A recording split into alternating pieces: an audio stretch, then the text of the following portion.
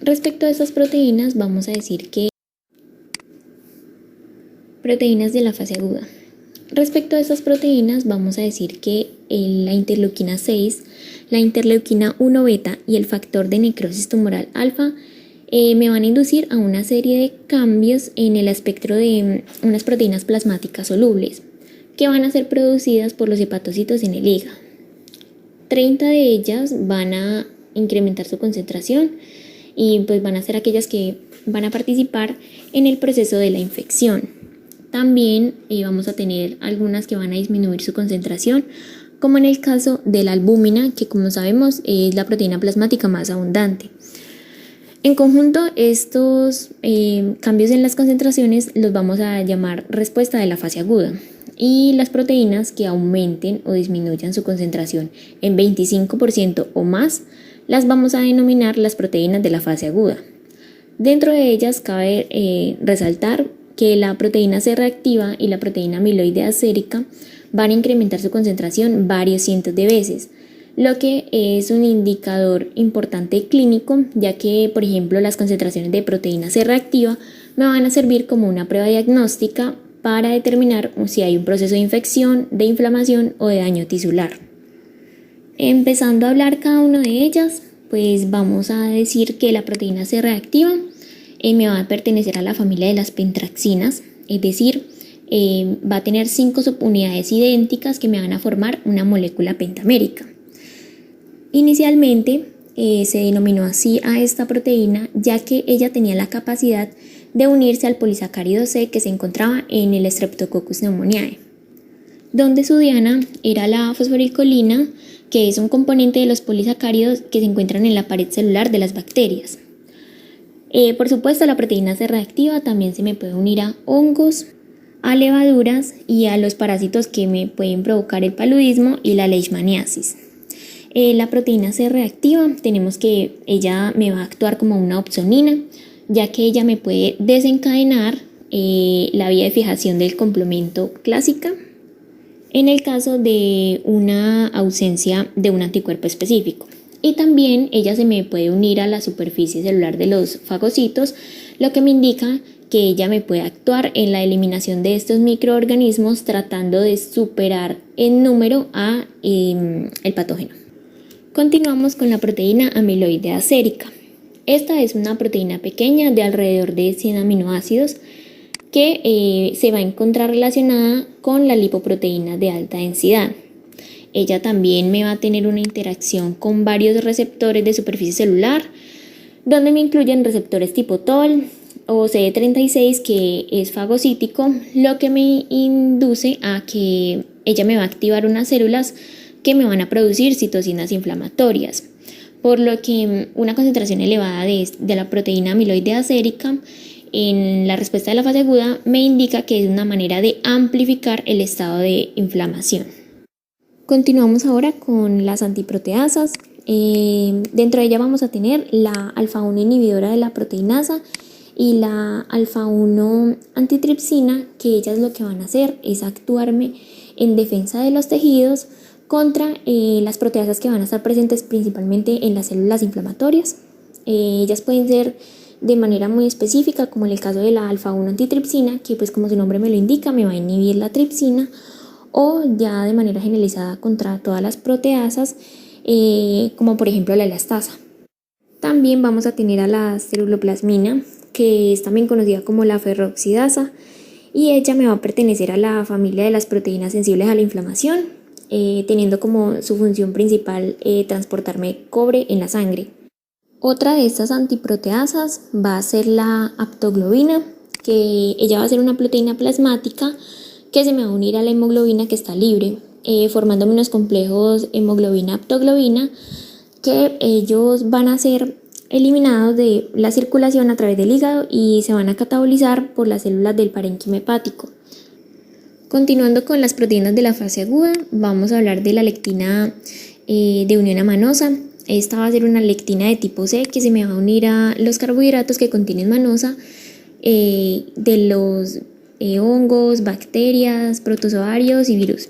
La estructura de esta lectina de unión a manosa va a ser como parecida a un ramo de flores, donde lo que simularían los tallos sería una triple hélice de polipéptidos que son similares. Entonces, cada uno de estos 3 polipéptidos me va a aportar un dominio que me va a servir para unirse a uno de los carbohidratos que van a estar presentes en los diferentes patógenos. Entonces, estos 3 dominios me van a formar lo que se denominaría como una flor. Entonces, cada estructura de una lectina de unión amanosa va a tener más o menos entre 5 a 6 flores, lo que me indica que me daría como entre 15 a 18 sitios que son potenciales para la unión a estos carbohidratos que contienen manosa, que pues como mencioné antes se encuentran en algunos patógenos. Además, la lectina de unión amanosa, ella me va a iniciar la vía de la lectina de activación del complemento que explicaré más tarde. Ahora tenemos el factor C3 del complemento, el cual pues va a ser el más abundante y de los más importantes del sistema del complemento. Este se me va a unir al microbio, pues al patógeno, para destruirlo. Y tenemos también que su medición, en especial la medida en que estos se van a diferenciar de otras partes del sistema del complemento, para ayudarme a determinar el diagnóstico y cómo monitorear el tratamiento de ciertas enfermedades, como por ejemplo el lupus eritematoso sistémico, que pues ella me implica un nivel anormal de C3. Y finalmente pues vamos a tener al fibrinógeno, que me va a producir fibrina, que pues es una molécula que además de participar en la coagulación me va a rodear y aislar a los microorganismos. Otro de los mecanismos de la inflamación va a ser la activación del complemento, bien sea por la vía de las lectinas o por la vía clásica. Pues esta activación, recordemos que me va a dar lugar a la producción de C4A, C3A y C5A, que son unas moléculas que tienen gran actividad biológica y son conocidas como anafilotoxinas. Estas son unas hormonas que me van a inducir a procesos como por ejemplo aumentar la permeabilidad capilar, me van a facilitar también la granulación de los mastocitos y pues claramente la liberación de los mediadores primarios que ellos van a tener almacenados en el citoplasma. La respuesta celular a la acción de estas anafilotoxinas se va a caracterizar por la inducción a la quimiotaxis. Y esta a su vez pues me va a generar también cambios morfológicos, también me va a modificar la capacidad de herencia y activación metabólica de algunas de las células. Los neutrófilos van a tener alrededor de entre 1 a 3 por 10 a las 5 receptores para la C5A y pues los demás granulocitos también van a tener receptores, pero pues en menor cantidad. Pues las anafilotoxinas van a tener una función muy importante de defensa, pero su producción exagerada o muy prolongada me puede generar un daño tisular importante, especialmente a nivel del pulmón, generándome un enfisema o una enfermedad obstructiva crónica. Ahora vamos a hablar de la vía de la lectina de activación del complemento. Como ya hemos mencionado antes, pues la estructura de la proteína lectina de unión amanosa se asemeja a un ramo de flores, pues sabemos que también tiene la triple hélice y pues que ellas son las que me van a brindar el sitio de unión a los carbohidratos. Respecto a la función, pues tenemos que cuando se une a la superficie de un patógeno es cuando la lectina de unión amanosa me va a iniciar la vía de la lectina de activación del complemento. También me va a actuar como una opsonina que me va a facilitar la captación de bacterias por parte de los monocitos que están en la sangre. Estas células van a carecer de un receptor de manosa de los macrófagos, pero van a poseer receptores capaces de unirse a la lectina de unión amanosa que van a estar recubriendo la superficie de una bacteria. La lectina de unión amanosa también hace parte de la familia proteínica de las colectinas, como por ejemplo las proteínas tensoactivas pulmonares A y D, que me van a proteger los pulmones, opsonizando patógenos como por ejemplo Pneumocystis jirovecii. Los receptores Marco y SRA, que van a estar en la superficie del macrófago, también me van a combinar las propiedades del colágeno y de las lectinas. Ahora vamos a ver el proceso. Entonces vamos a tener una molécula de C4 que me va a interactuar con la MASP2 que está activada. Gracias a esto ocurre una división en un fragmento grande denominado C4b y en un fragmento pequeño denominado C4a. Esta división me provoca que se exponga el enlace tioéster que se encuentra en este fragmento, el cual rápidamente sufre un ataque nucleofílico, lo que lo lleva a una formación de un enlace covalente o pues a fijarse a algunos de esos fragmentos C4b, fijarse a la superficie del patógeno. En el caso del fragmento C4a, que es el pequeño, este es soluble y es una anafilotoxina que ella me puede convocar leucocitos a donde está fijado el fragmento grande, que es el C4e. Pero pues esta actividad es mucho más débil que la que vemos por parte de la C3a o de la C5a. Por otro lado, también tenemos que C2 va a interactuar con MASP2 y también me va a generar una división en dos moléculas, una pequeña denominada C2b y una grande denominada C2a. Este es un caso excepcional, ya que en los demás factores ocurre lo contrario. B para las moléculas grandes, para el fragmento grande, y A para el fragmento pequeño. El fragmento C2A es un fragmento enzimáticamente activo, mientras que el fragmento C2b es un segmento enzimático inactivo. Ahora C2A se nos va a unir a C4b, que ya estaba unido covalentemente a la membrana del patógeno, formándome así el complejo C4b-C2A, que es una convertasa clásica. Y en esta fase es en la que van a converger tanto la vía de la lectina como la clásica. Entonces pues vamos a determinar que los únicos aspectos propios de la vía de la lectina son la contribución de la lectina de unión amanosa al enlace con los patógenos y la activación de C4 y C2 por las proteínas MASP. Ahora la convertasa clásica C4b-C2A se me va a unir a C3 y también me lo va a dividir para generar fragmentos C3b, que se va a unir a la superficie del patógeno, y C3a, un fragmento más pequeño. Ahora estos fragmentos me van a unir al factor P y lo van a activar para que se puedan ensamblar moléculas de la C3 convertasa, que es alterna, que es la C3b BB. Lo que nos da el punto en el que las vías de la lectina y la clásica van a converger en la vía alterna de activación del complemento. Y como C3 está presente en concentraciones mayores en el plasma que C4, la contribución de esta convertasa alterna a la fijación del complemento es mucho mayor a la que se da con la convertasa clásica. Para finalizar, voy a hablar sobre la eficiencia de la lectina de unión amanosa. Entonces pues tenemos que en nuestra población los alelos que van a codificar estas variantes no funcionales de la lectina de unión amanosa tienen unas frecuencias que superan el 10%, por lo que nos indica que la deficiencia de lectina de unión amanosa es común y me va a causar un aumento en la susceptibilidad a las infecciones. Pues aquellas personas que van a tener los dos alelos que no van a ser funcionales, pues van a tener una mayor probabilidad de desarrollar meningitis grave por Neisseria meningitidis, que es una bacteria que en más o menos el 1% de la población existe como un comensal inofensivo.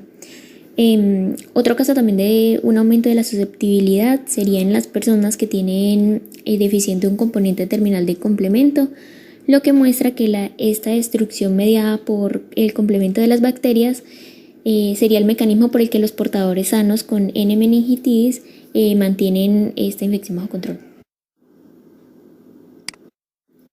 Ahora paso a describir la vía clásica de activación del complemento, que es la proteína C reactiva la que la va a desencadenar.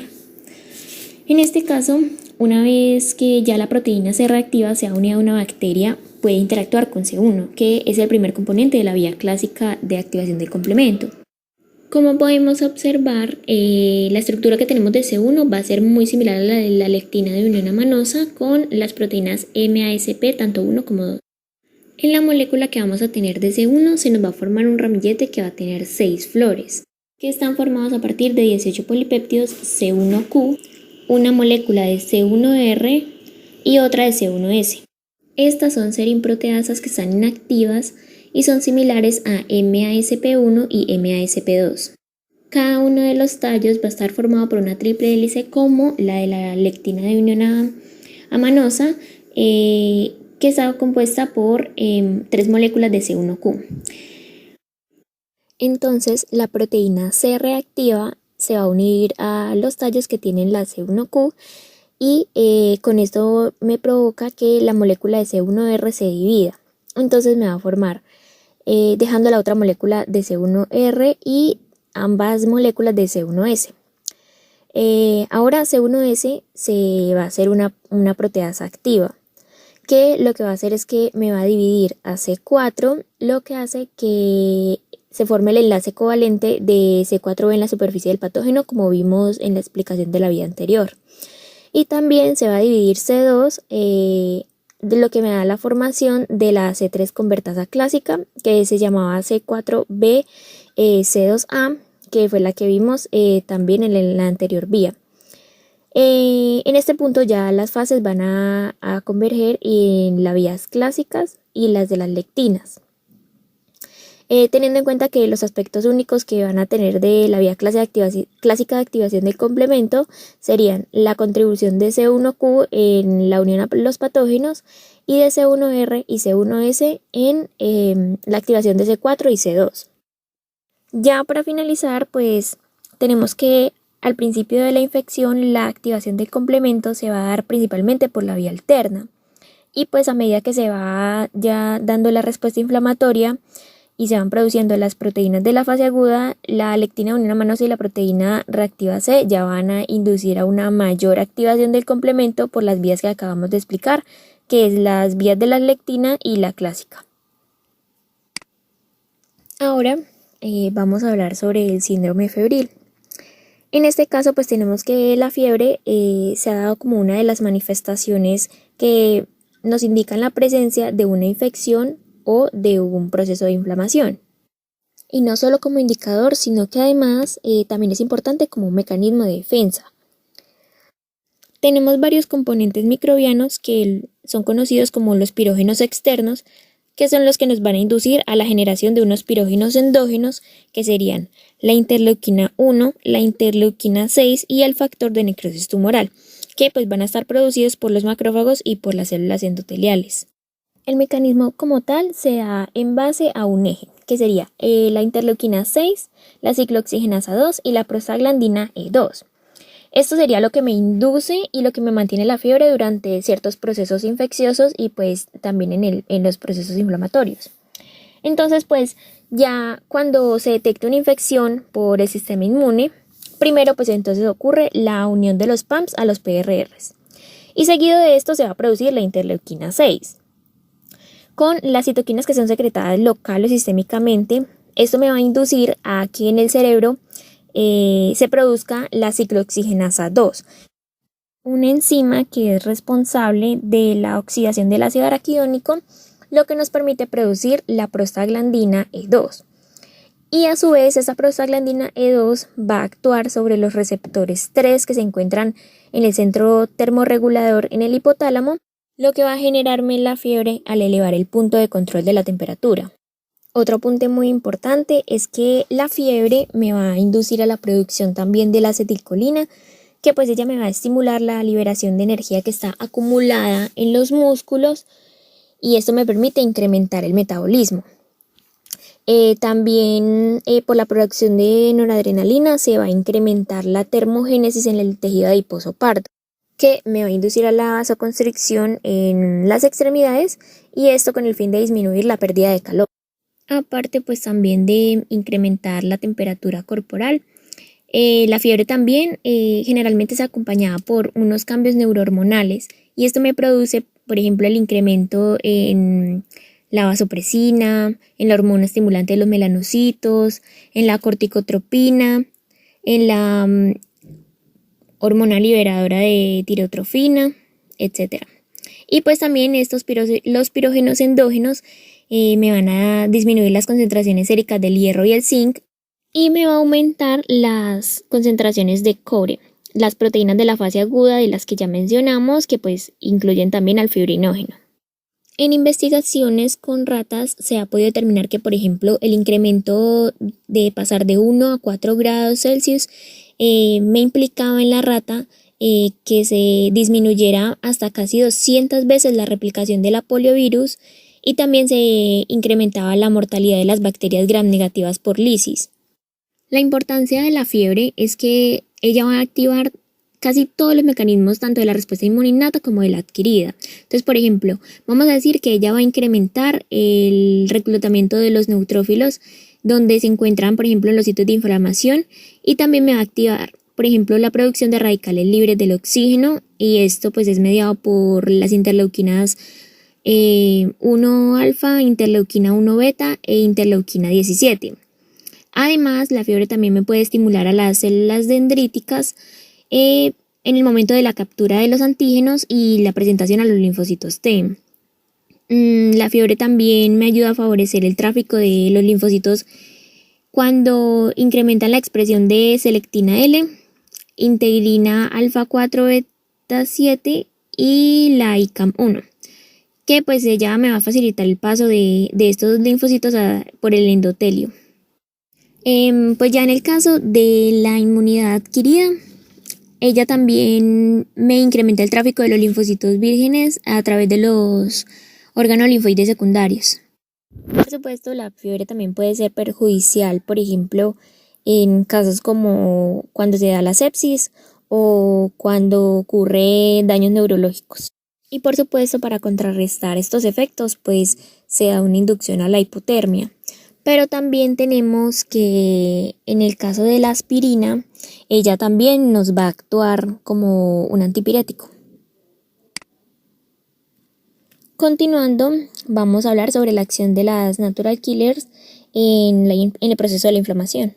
Una de las funciones de las natural killers es mantener y también incrementar el estado de inflamación en un tejido que esté afectado.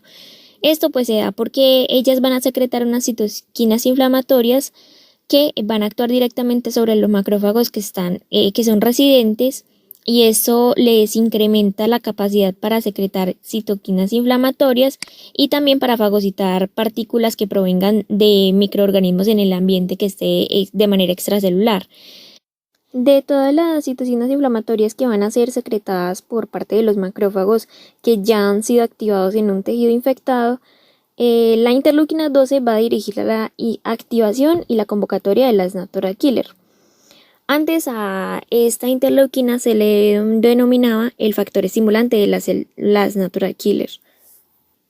Y pues se determina que las natural killer que están en un tejido infectado pero que no fueron activadas por el interferón tipo 1 son las que principalmente van a ser activadas por la interleuquina 12. Esta activación se da de manera mucho más efectiva cuando la natural killer entra en contacto directo con los macrófagos en algo conocido como la sinapsis de natural killer. Entonces, las natural killer van a tener en su superficie un receptor que es específico para la interleuquina 12 y este va a consistir en 2 polipéptidos. Entonces, uno va a ser la interleuquina 12 R beta 1 y el otro es la interleuquina 12 R beta 2. Bueno, pues entre ellos nunca van a interactuar, pero pues ya ante la presencia de la interleuquina 12 ellos se van a juntar, ya que esta interleuquina presenta un sitio de unión distinto para cada polipéptido del receptor. Y pues esta unión es la que me va a generar las señales a nivel intracelular que me van a conducir a la activación de las natural killer. También tenemos que la interleuquina 15 es otra citocina también liberada por los macrófagos y pues que también es fundamental para la activación y proliferación en general de las natural killer.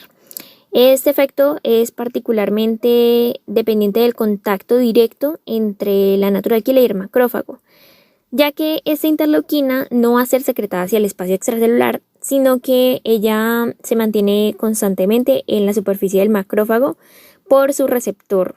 Y lo que ocurre es que pasa desde el receptor que se encuentra en el macrófago hacia el receptor también para la interleuquina 15, que es diferente, pero que esta vez está presente en la natural killer. La interleuquina 12 que ya habíamos mencionado me favorece directamente la diferenciación de las natural killer, pero entonces las efectoras. Estas me van a producir unas citocinas que van a actuar sobre el macrófago y sobre otras células que están presentes en el tejido que está infectado, y esto para aumentar el estado de inflamación. La principal citocina inflamatoria que nos van a producir las natural killer se va a llamar interferón gamma. Él también es conocido como interferón tipo 2 y es estructural y funcionalmente diferente a los que son de tipo 1. Pues los tipo 1 tenemos que hay varias formas, mientras que la interferón tipo gamma solamente hay uno. Entonces, pues al tener un tejido infectado, los blancos principales para este interferón gamma van a ser los macrófagos. Entonces, tanto aquellos que son residentes al inicio de la infección, como ya los que se van derivando de los monocitos que han sido convocados durante el curso de la infección, pues estos son a los que va a ir el interferón tipo gamma a actuar.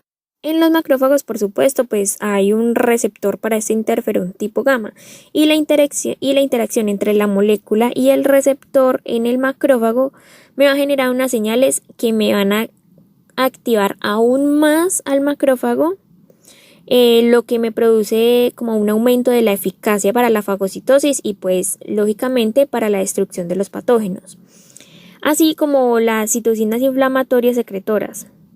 Y pues finalmente tenemos que tanto la secreción de interleuquina 12 por los macrófagos cuando van a activar a las natural killer, como ya la secreción de interferón tipo gamma de las natural killer para activar a los macrófagos. Esto me crea un asa de retroalimentación positiva, lo que me aumenta la fuerza de la respuesta inmunitaria innata y pues digamos que me disminuye la probabilidad de que se tenga que llegar a una respuesta inmunitaria adaptativa.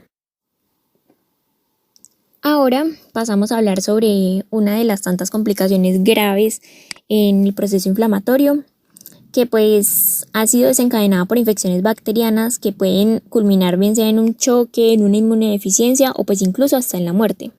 La sepsis pues es una disfunción orgánica que pues me puede llevar incluso a la muerte y que es debida a la alteración en la respuesta del hospedero frente a las infecciones. Ya en una fase avanzada de este proceso, tendríamos algo que se conoce como choque séptico, en el cual pues ya se generan anormalidades circulatorias y metabólicas, que esto me incrementa la mortalidad, que se caracteriza por severa hipotensión, que eso pues está en un rango de menos de 65 milímetros de mercurio, y pues un también incremento en la concentración de lactato que supera los 2 milimoles por litro. La sepsis o el síndrome séptico tiene una mortalidad del 40% y pues esta es responsable de una de las terceras partes de las muertes hospitalarias en personas que son mayores a 65 años. Y pues claramente cuando hay existencia de comorbilidades como por ejemplo las inmunodeficiencias o insuficiencia renal o hepática, pues esto claramente nos va a agravar el pronóstico de la sepsis. En la sepsis pues también existe una predisposición genética a que se dé esta afección, y esto pues se puede dar por la mutación en algunos de los TLRs, principalmente el TLR4. Entonces pues recordemos que esos TLRs al hacer contacto con los PAMPs me inician vías de señalización que van a ser responsables de activación de células del sistema inmune y de la producción de moléculas que me ayudan en la defensa inmune. Con frecuencia pues cuando se analizan los casos de sepsis, los gérmenes que más frecuentemente han sido aislados han sido el Streptococcus pneumoniae, la E. coli y pues diferentes especies de cándida.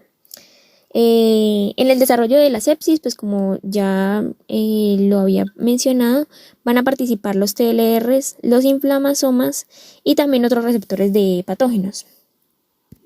Pues siendo claramente los TLRs los primeros que van a actuar en el proceso.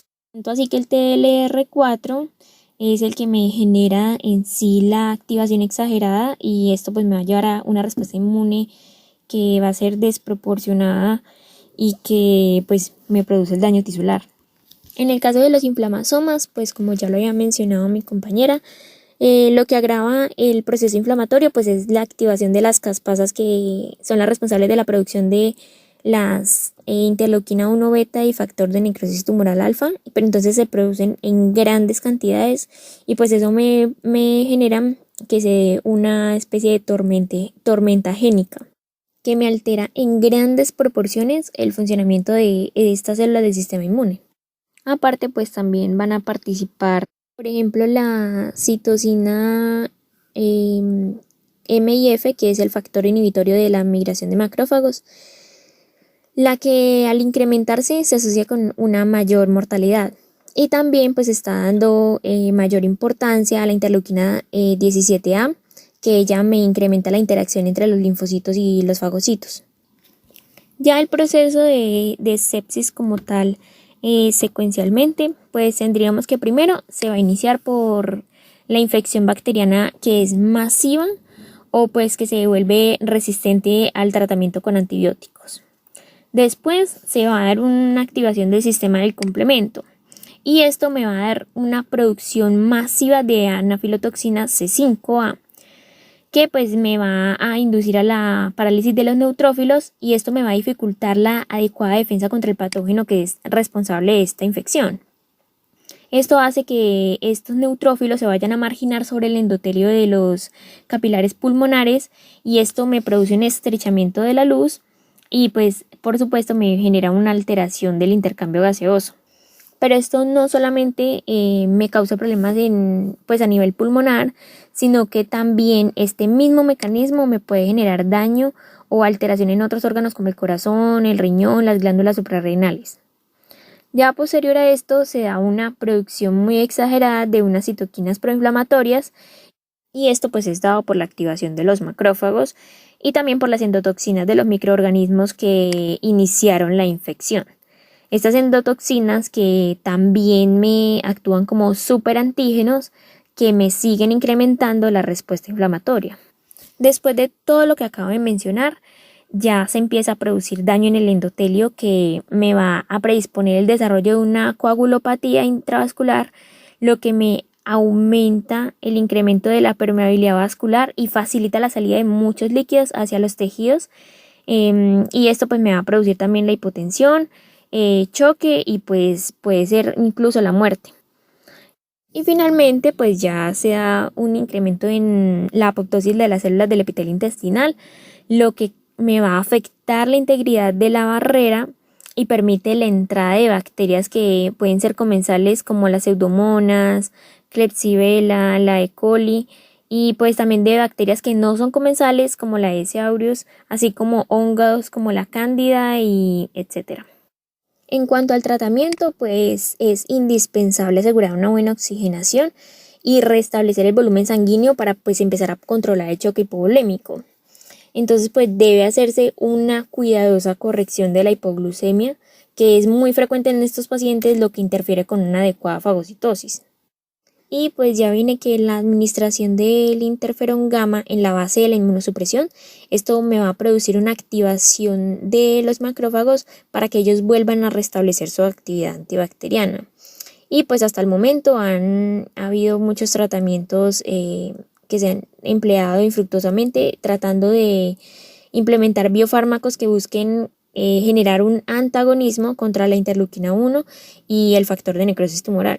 Por lo tanto, para que la sepsis no me cause tantos problemas, se necesita que se controle el proceso de la inflamación en la fase inicial. Es decir, necesitaríamos evitar el desarrollo de la etapa procoagulante, que pues ya es la que es responsable de la coagulopatía, y además controlar también la generación de la inmunodeficiencia. Entonces se ha tomado, por ejemplo, un anticoagulante recombinante, que es la proteína C activada. Ella lo que va a hacer es que me va a inactivar los factores 5A y 8A de la cascada de coagulación. Entonces con esto me va a evitar la formación de trombina, que va a ser activadora de plaquetas y de los mastocitos. Entonces ella me cumple por lo tanto una doble función de anticoagulante y de antiinflamatoria. Ya de manera experimental, por ejemplo, se han administrado algunos bloqueadores para los receptores de C5A y pues esto ha dado a conocer que mejora la actividad fagocítica de los neutrófilos. O también de unos antagonistas para este mismo C5A y que esto me frene la activación del complemento. Ahora vamos a hablar sobre la inflamación crónica. Esto llega a ocurrir cuando el agente agresor, el patógeno, no puede ser controlado. Entonces, esto me da la formación de diferentes tipos de órganos linfoides terciarios, como por ejemplo los acúmulos linfoides, tejido linfoide asociado a la orofaringe y el tracto digestivo, acúmulos linfoides asociados a los bronquios, manchas lechosas del peritoneo y también pues la formación de granulomas. El sistema nervioso central particularmente me va a activar las células del estroma pericapilar y pues ya con esto me da la formación de todas las estructuras que acabé de mencionar. Dentro de estos órganos linfoides terciarios van a sobresalir los granulomas, que van a ser unas estructuras que son muy similares al ganglio linfático, pero que tienen un acúmulo de macrófagos y de células gigantes que son multinucleadas. Ellas son aproximadamente entre 40 a 60 micras de diámetro y pues van a tener entre 15 o más núcleos. Y pues realmente no se sabe en realidad si estas células se forman por una división incompleta de un macrófago o se forman por una fusión de muchos de ellos. Y pues también es importante mencionar que estas células gigantes van a encontrarse rodeadas de linfocitos, especialmente de CD4 y CD8. El ingreso de estas nuevas células gigantes hacia el granuloma se va a dar ya que dentro de él hay una formación de nuevos capilares que tienen epitelio cuboide. Entonces esto facilita el paso de las células que van a conformar este granuloma. Y pues de estos tipos de células gigantes hay dos, las de Langhans y las de cuerpos extraños. Entonces pues las primeras las vamos a tener frecuentemente en infecciones como por ejemplo la tuberculosis. Y pues ya las segundas se van a encontrar presentes en los granulomas de cuerpo extraño, como por ejemplo la sarcoidosis. Y pues en infecciones en las cuales no sea posible identificar el agente etiológico. De manera experimental, pues se ha sugerido que en el caso de la tuberculosis, cuando se desarrollan los granulomas, este podría ser un mecanismo de defensa de la micobacteria y no del hospedero. Entonces, se dice que la micobacteria induce a la formación de granulomas para asegurarse de una buena disponibilidad de macrófagos y de células que pues si no han sido activadas por el interferón gamma pueden sobrevivir y también multiplicarse. Las citoquinas proinflamatorias también me van a generar un efecto sobre el riñón y esto a su vez me disminuye la producción de eritropoyetina, que me indica que en los procesos inflamatorios crónicos puede presentarse una anemia microcítica hipocrómica. Es hipocrómica ya que le falta, no hay disponibilidad de hierro, debido a la producción de hepticidina, que es uno de los reactantes de la fase aguda que reduce la absorción del hierro. Ahora pasamos a hablar sobre la resolución del proceso inflamatorio. En esto pues tenemos que, por lo general, este proceso va a ser limitado y termina por resolverse. Entonces las células bien sea se inactivan o pues aquellas que ya no van a ser necesarias van a morir por apoptosis. Entonces pues primero se empieza con la suspensión del flujo de los neutrófilos que iban hacia el lugar de la agresión. Posteriormente ya se empieza a dar muerte por apoptosis de células que participaron en este proceso inflamatorio. Y esto es seguido de la eferocitosis o captura de los cuerpos apoptóticos por parte de los macrófagos. Al mismo tiempo se está desencadenando la producción de lipoxinas, resolvinas, protectinas, himerecinas y eicosanoides antiinflamatorios que van a ser producidos en el tejido adiposo. También la producción de citoquinas antiinflamatorias, interleuquina 10, interleuquina 13 e interleuquina 27, así como del receptor antagónico de la interleuquina 1.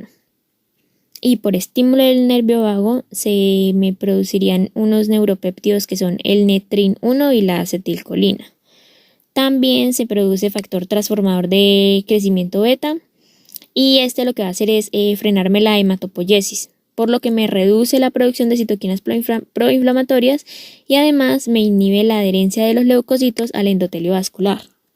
Luego de esto ya se da la activación de los fibroblastos y ellos son los que me van a iniciar la reparación de los daños que pudo haber generado la agresión en el tejido que fue afectado. También van a participar los eosinófilos, que ellos me van a producir, son fuente de la fosfolipasa D, que es una enzima que inactiva al factor activador de plaquetas, y de histaminasa, que me va a desactivar la histamina. Por supuesto, el sistema del complemento como el de la coagulación van a ser inactivados por unas enzimas reguladoras que ellas me van a impedir que la activación se prolongue más de lo necesario. En algunos casos, si el agente responsable no es desactivado o destruido, ya ahí es donde viene a iniciarse una fase de inflamación crónica, que fue lo que hablamos anteriormente. Y pues si esto se prolonga, la producción de colágeno por los fibroblastos me va a conducir a una cicatrización, pero entonces con formación de fibrosis. Una vez ha terminado el proceso inflamatorio, ya se inicia la reparación o cicatrización de los tejidos. En este caso ya los macrófagos participan en la eliminación de detritos y remoción de restos celulares. Los fibroblastos, las células epiteliales y endoteliales van a ser estimuladas por citocinas como el factor de crecimiento de la epidermis y el factor de crecimiento del endotelio, y me van a iniciar la cicatrización con el deslizamiento de células epiteliales para cubrir esos espacios que han sido desprovistos de ellas ya sea por heridas o por un trauma.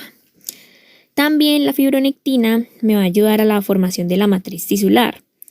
Por supuesto, se dan procesos de angiogénesis para asegurar la nutrición del tejido que está siendo reparado. Ya en el caso particular de la fibrosis, pues esto va a ser la acumulación de tejido conectivo como consecuencia del proceso inflamatorio, y esto lo van a generar diferentes células como los macrófagos, linfocitos T, células epiteliales, endoteliales y fibroblastos. También pues participan citoquinas, quimioquinas y otros factores que, actuando en conjunto, me van a atraer a otras células como linfocitos, eosinófilos, macrófagos, etc. Estos fibroblastos son las principales células que van a ser responsables del desarrollo de la fibrosis, debido a que ellas me van a sintetizar las proteínas de la matriz extracelular como colágenos tipo 1 y 3, fibronectina y laminina. Y tenemos también que el factor transformador del crecimiento beta, pues él también es un potente estimulador de la síntesis de las proteínas que acabo de mencionar.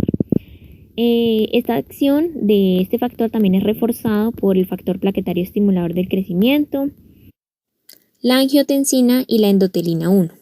Resulta que pues generalmente apenas ocurre un proceso inflamatorio agudo, esas proteínas van a ser reabsorbidas, pero pues ya en los casos crónicos no ocurre lo mismo, y pues ahí es donde se va a dar lugar a la fibrosis. Hay dos procesos que son como muy importantes. Entonces tenemos la fibrosis hepática y la pulmonar.